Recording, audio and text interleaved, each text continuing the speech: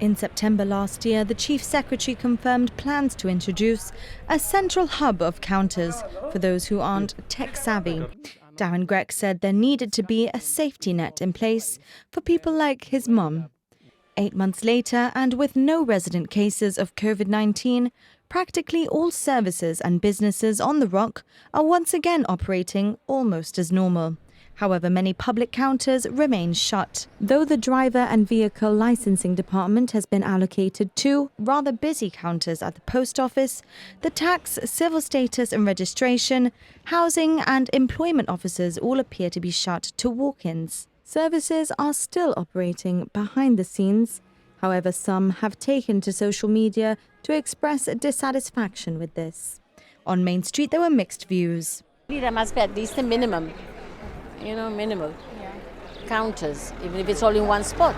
There's plenty of counters in post office, for example, which they're using for the DLV, I think. But they could be used for other things.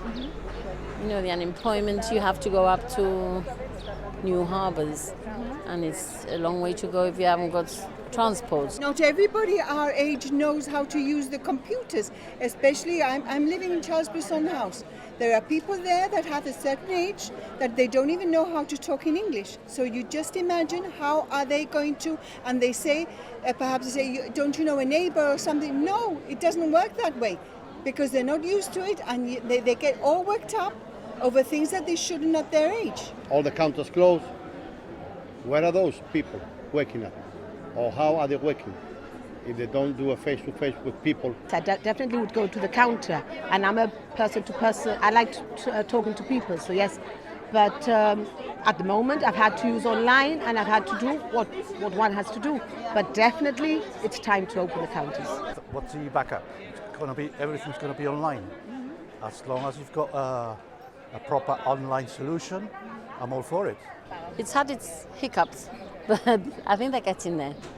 All the numbers were busy, but I finally was able to go through, and the lady that actually spoke to me was really helpful.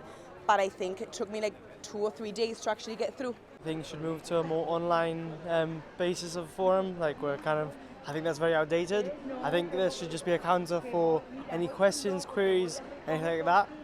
The Chief Secretary says plans to modernise the civil service are high on his priority list. Bringing the online government portal in line with everyday technology could be one of the factors considered. In response to GBC questions, the government said we can expect to hear more on these plans in the next 12 days.